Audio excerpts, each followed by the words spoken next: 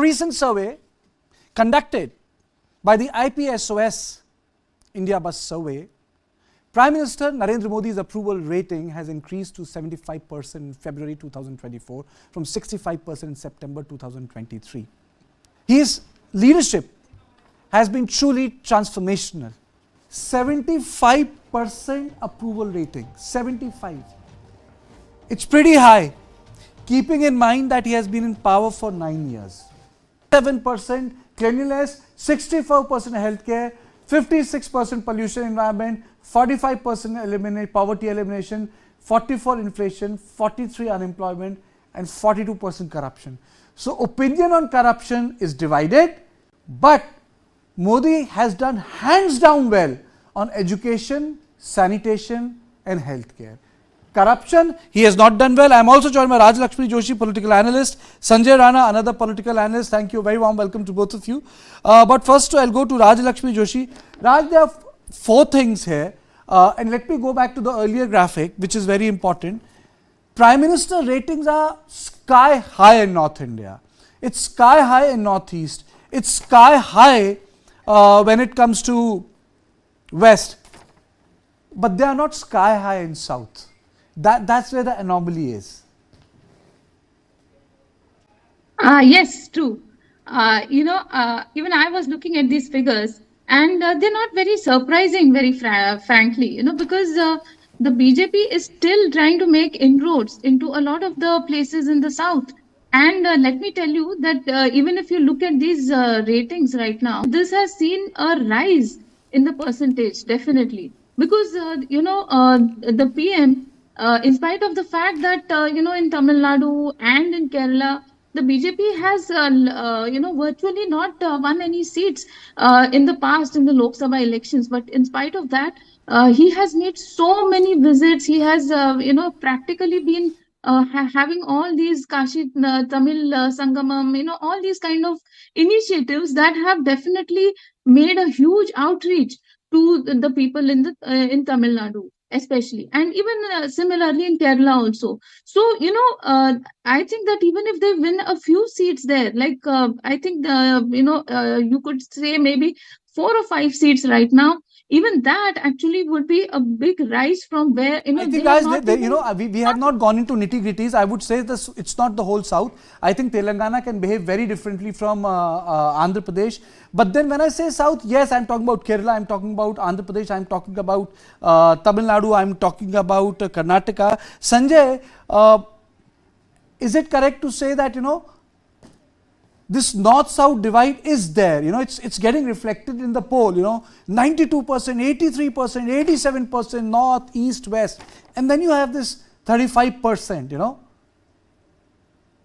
Yes, Karthik, if you're asking about the percentage, why absolutely is showing the difference is 92 versus 35. But if you look at the Bharatiya Janata Party as a party, people used to call this party as a North India party or be Hindi belt ki party. But the kind of penetration Pradhan Mantri is doing in the southern state is obviously, we need to appreciate that. And it's look at the roadmap, it's increasing. So the Prime Minister Modi's approval ratings are soaring high right before the Lok Sabha elections. And I think the ratings are not going to fall. They might plateau. So going back to Rajalakshmi Joshi, very interesting.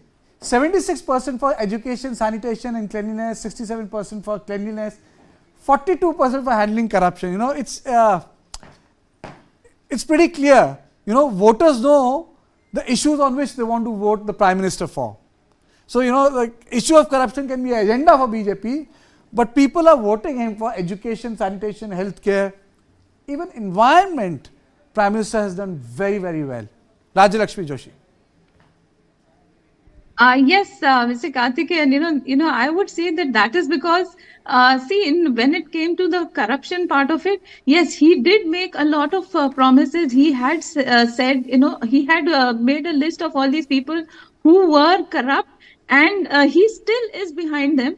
So, and you may see that there is such a huge hue and cry about the ED raids, etc., etc. So that is nothing surprising. And in fact, he is following exactly what he had promised that he would do.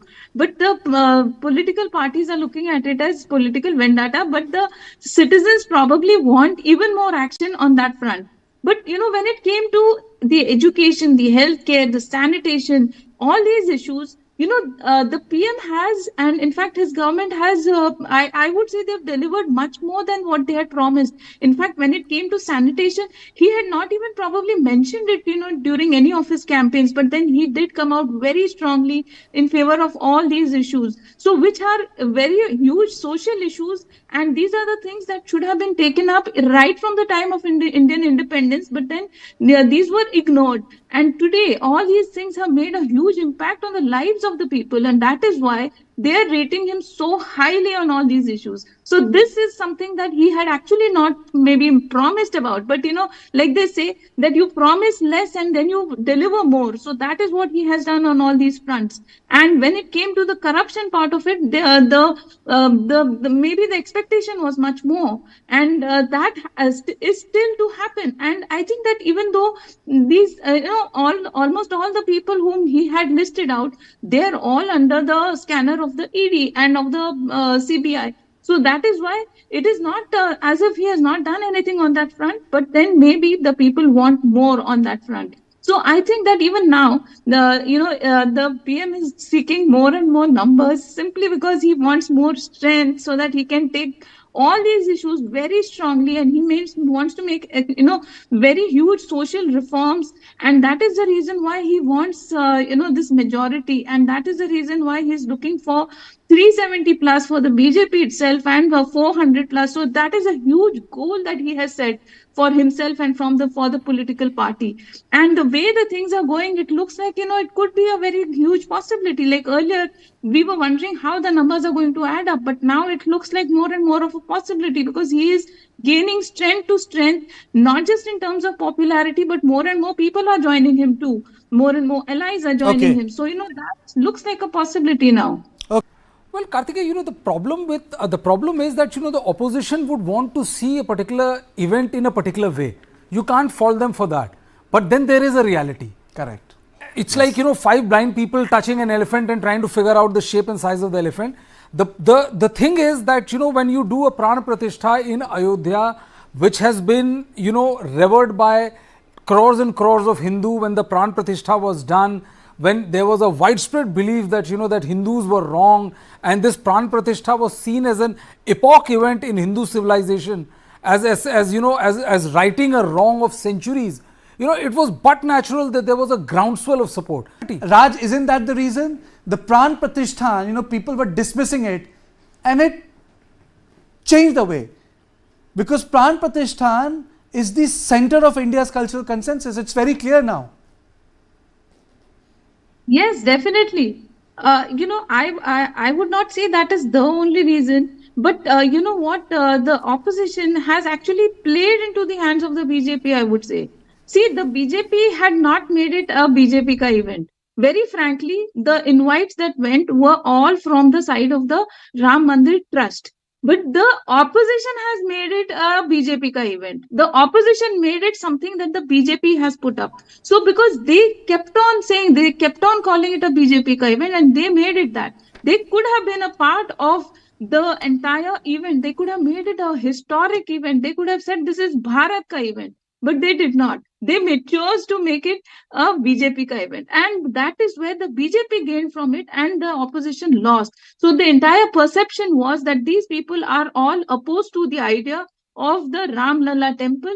And that is a huge setback for the entire opposition. And today they're only trying to add more and more to it by making all kinds of ridiculous statements. They're simply not able to understand that they cannot actually go against the idea of Ram.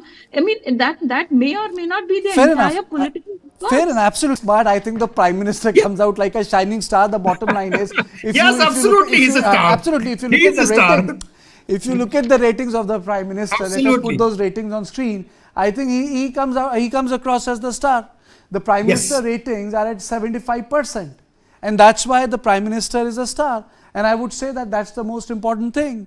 So the bottom line is that the Prime Minister's ratings are at 75%, and this 75% rating is reflection of the work of 9.5 years, and that's the bottom line. So this is all on point.